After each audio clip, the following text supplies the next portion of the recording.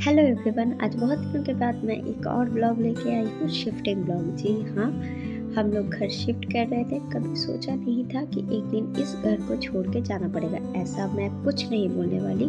From day one मैं सोचती थी कि मैं इस घर को छोड़ के कब जाऊँगी, क्योंकि बहुत ही इमरजेंसी में हम लोगों ने 2 साल पहले ये घर को रेंट पे लिया था बैंगलोर में। तो इस घर से चाहे मुझे जितनी भी प्रॉब्लम्स क्यों ना हो, बट यहाँ पे इतनी छोटी छोटी यादें हैं कि हाथ पे गिनने से बहुत ही कम होंगे, नोट पैड पूरे भर जाएंगे। क्योंकि मेरी बेटी की बदमाशियाँ से शुरू करके मेरी दोस्त बनाने तक की जर्नी इसी रूम से ही स्टार्ट हुई थी। बट लेकिन ज़िंदगी हमेशा एक नया सफ़र की तरह आ जाती है। आज एक नया चैप्टर शुरू हो रहा है, एक नई जगह, एक नई कहानी और नए सपने के साथ। थोड़ा दर्द है पुरानी यादों को पीछे छोड़ने का, लेकिन उतना ही एक्साइटमेंट है नए घर में नए लम्हे बनाने का।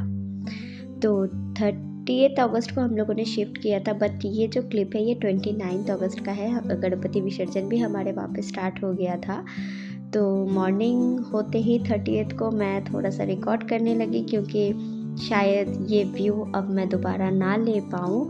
मुझे मेरे घर का ये जगह बहुत स्पेशल लगता था। और वो जो ब्लू वाला घर दिखा ना छोटा सा, अभी जूम आउट करके दिखाऊंगी, वहीं पे मेरी फ्रेंड अर्पिता एंड उनकी बेटी क्याक्षा कौशिकदा और उनकी सासू माँ रहती हैं। ऑनेस्टली मेरा जब भी मूड ऑफ होता था, मेरी बेटी की फ्रेंड भी वहीं पे रहती थी, तो हम लोग हर जगह हर टाइम मिल लेते थे। वहाँ से हम लोग हाय हेलो करते थे। तो इस जगह के साथ, स्पेशली इस बैल्कनी के साथ, बहुत अच्छी प्यारी प्यारी यादें हमारी ही है बेसिकली। तो हम लोगों की जो दोस्ती हुई थी ना, तो ऐसे ही छत से दोस्ती हुई थी। तो ऐसे ही करके हम लोगों ने बात किया था। उसकी स्टोरी फिर कभी किसी एक और ब्लॉग में बताऊंगी। सुबह उठी तो ऐसा कुछ फील नहीं हुआ कि शिफ्टिंग, बट जैसे ही टाइम बीतता गया ना, 3 बजे का हम लोगों ने टाइम रखा था पिकअप का, सारा कुछ का। तो वो टाइम जैसे जैसे ही करीब आता गया, तो एक अजब सा ही अंदर से ना वो आ रहा था फीलिंग कि पता नहीं अब क्या होगा, फिर नई जगह जाएंगे, सेटल होएंगे। क्या ही बोलूँ, जो लोग शिफ्टिंग करते रहते हैं उन लोगों के लिए नॉर्मल हो चुका है, बट मेरे लिए कोलकाता से आने के बाद यही पहला घर था। तो देन मतलब मुझे इस चीज़ की आदत नहीं है। सो मैं बहुत मेटलिस्टिक चीज़ों से मैं थोड़ा सा अटैच हो जाती हूँ, जो कि मेरे हस्बैंड बोलते हैं कि ऐसे मत होना, मेटलिस्टिक चीज़ों से कभी अटैच नहीं होना चाहिए। बट मैं अपने आप को कंट्रोल नहीं कर पाती हूँ, तो मैं हो जाती हूँ। पता नहीं हम लड़कियाँ की ये थोड़ी सी कमज़ोरी है या मजबूरी है कि हम लोग छोटी छोटी चीज़ों से बहुत ज़्यादा अटैच हो जाते हैं। उन सारी चीज़, आप लोग भी मेरी तरह ऐसे मेटलिस्टिक चीज़ों से अटैच हो जाते हो? मुझे कमेंट बॉक्स में ज़रूर बताना। तो यहाँ ऑलमोस्ट हमारा लगेज सब कंप्लीट हो चुका था, और ये मैडम को मैं कोशिश कर रही थी कि थोड़ा सुला दूँ, बट नहीं, उसको मेरी लिपस्टिक के साथ खेलना था। ऐसे देख रहे हो, इसने तो मेरे सारे मेकअप के सामान का पूरा भड़दा बना चुकी है ये लड़की। सारे लिपस्टिक की शेप को वो बिगाड़ चुकी है। बट ठीक है, अभी नहीं करेगी तो कब करेगी। मैं ये चीज़ सह लेती हूँ। जो चीज़ मैं नहीं सह पाती हूँ वो है इसका खाना को लेकर वो कुछ भी करती है ना, तो मेरा दिमाग गर्म हो जाता है। मेरा लिटरली होता है कि तुम खाना खा के तुमको जितना कुछ करना है करो, मुझे उससे कोई प्रॉब्लम नहीं है, बट खाना खाओ। तो देखो, यहाँ अलमारी भी पूरी खाली, और ये मैडम जाके यहाँ पे बैठ के मस्ती कर रही है। तो उस दोपहर को जैसे तैसे उसको सुलाया बहुत मुश्किल से कि थोड़ा सो जाए, फिर रात को जाके कब होएगा नहीं होएगा। और यहाँ से शिफ्टिंग वाले भी बस अब आने ही वाले थे, तो पूरे घर को एक बार अच्छे से कैप्चर कर रही थी कि कैसे मैं बिखरा के रखती थी। लो, देखते ही देखते शिफ्टिंग वाले भी आ गए।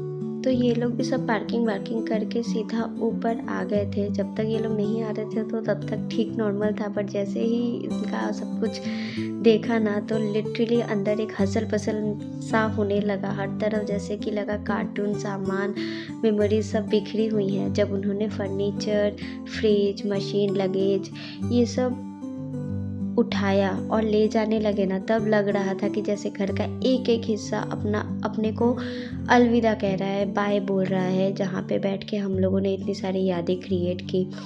और वो छोटी-छोटी चीज़ें जो शायद नज़र भी ना आए पर दिल के सच में बहुत ही करीब थी। शिफ्टिंग वाले तो सिर्फ बस अपना काम कर रहे थे, लेकिन मेरे लिए वो हर बॉक्स में एक याद बंद हो रही थी। हर एक चीज़ में एक कहानी थी। और उन्हें पैक होते देखकर रियलाइज़ हुआ कि घर बदलना सिर्फ लोकेशन चेंज करना नहीं होता है, बहुत कुछ चेंज होता है। लेकिन इतना मुश्किल था पुराने घर को छोड़ना, उतनी ही खुशी थी नए घर में जाके नए सपने सजाने की। और शायद इस सपने की नाम ज़िंदगी है, पुरानी यादों को संभालते हुए नए सफ़र की तरफ कदम बढ़ाना। अरे पता है, मैं ब्लंडर में नंबर 1 हूँ। मैंने बेबी का जो डायपर था एक पीस मैं अलग रखी थी और बाकी सारे मैंने बाहर रखे थे। तो उन लोगों ने गलती से ना सारा डायपर भी पैक कर दिया, तो मुझे सडनली निकलना पड़ा एक पैम्पर लेने के लिए। कोई ना, यहाँ तक का सफ़र बस इतना ही था। इस घर का सफ़र यहाँ तक का इतना ही था। और अभी भी जैसे लग रहा है कि थोड़ी-थोड़ी चीज़ें वहाँ की याद आ रही है। ख़ैर कोई ना, इसी का नाम ज़िंदगी है। आगे बढ़ना ही होता है हम लोगों को, हर किसी फील्ड में चाहे अब कहीं भी रहो, आगे बढ़ने का नाम ही होता है ज़िंदगी। और यहाँ पे अर्पिता और कौशिकदा भी खड़े हुए थे, उन लोगों को भी हम लोगों ने बाय बोला और बोला मिलते लेकिन ज़रूर रहेंगे। तो रास्ते में जाते-जाते डिज़र्ट ले लिया था एक, पेस्ट्री ले लिया था बेबी के लिए, ताकि वो शाम को कुछ हल्का-फुल्का खा सके, क्योंकि सारा सामान तो बिखरा हुआ रहेगा तो उसको तो मैं कुछ नहीं कर पाऊँगी। और हाँ, ये इंसर्ट कार्ड प्ले कार्ड जो बेसिकली काव्या ने दिया था। काव्या मेरी बिल्डिंग में ही सेकंड फ्लोर पे रहती है और उसकी भी एक बेटा है शिबू, जो दोनों की बॉन्डिंग बहुत ही अच्छी सी जमती थी। हम लोगों को बहुत अच्छा लगता था उन लोगों को देख के। तो उसने ही ये गिफ्ट दिया। Thank you so much Kavya, Shibu भैया, आप लोगों ने मेरी बेटी को इतना प्यार दिया इतने दिनों तक। हम लोग आपको हर वक्त मिस करते हैं। इनफैक्ट मेरी बेटी भी बहुत शिबू करती है, बहुत मिस करती है। तो यहाँ पे मैं जस्ट ऐसे ही अपना इमोशन कुछ शेयर कर रही थी कि अब नई जगह जा रहे हैं, पुरानी यादों को छोड़ के ये जगह अब नहीं, कभी कभी ही आएंगे। तो ये सब चीज़ें डिस्कस कर रहे थे कि अजीब सा भारी लग रहा है। तो हम लोग नए घर पे आ चुके थे, तो हर बार की तरह उमैज़ा बदमाशी करने में बिज़ी थी। तो अभी तो मैं एक छोटा सा रूम टूर दे रही हूँ, मतलब हल्का-फुल्का सा। जब मैं पूरा तरीके से इसको सजा लूँगी ना ठीक-ठाक से, तो मैं आपको ज़रूर अपना छोटा सा ये घर, ये भी 1 BHK ही है, तो छोटा सा ये घर मैं आप लोगों को ज़रूर दिखाऊँगी। एंड आप लोगों को शायद अच्छा भी लगेगा कि पुराने वाले घर से ये घर बहुत अच्छा है। फिर सारे सामान सारा अनपैक हो गया और अनपैक होने का बाद घर का कंडीशन कुछ ऐसा ही होता है हर जगह का। तो यहाँ पे रात का 10 बज रहा था और हम लोग कर्टेन सब लगा रहे थे, क्योंकि हम लोगों को टायर्ड हो चुके थे और सोना भी था और बेबी को खिलाना भी था। तो छोटा मोटा करके जैसे तैसे मैंने किचन को ऑर्गेनाइज़ कर लिया था। किचन सेट हो जाता है ना, तो लगता है कि बहुत बड़ी एक परेशानी या एक जो रिस्पॉन्सिबिलिटी है वो ख़त्म हो चुकी है, क्योंकि किचन ही मेन होता है कि पानी पियो, खाना बनाओ। और जिसके घर पे छोटे बच्चे हैं उसके लिए तो किचन हमेशा रेडी रखना पड़ता है। एंड यहाँ पे मेरी बेटी ड्रेसिंग टेबल को मिल गया, तो वो उसका स्टिल अभी तक उसका फेवरेट प्लेस है। कहीं ना भी मिले तो वो वहाँ जाती है। तो वो मेरी कंडीशनर की बॉटल को लेकर बता रही थी, मुझे थोड़ा सा दो, मेरे को बाल में लगाना है। तो यहाँ पे रात के 12 साढ़े 12 बज रहे थे, हम लोग बहुत थके हुए थे, तो सोचा था कि फिर भी एक ट्रॉली हम लोग खाली कर देते हैं। बट क्या हुआ ना, ट्रॉली अनलकीली अनफॉर्चुनेटली ये लॉक हो गया था, तो किसी भी तरीके से ये खुल नहीं रही थी। तो 1-2 घंटे लगे रहने के बाद भी ट्रॉली हम लोग ओपन नहीं कर पाए, या मतलब गलती से मेरे से ही हुआ ये। खैर कोई ना, हसल में हो जाता है।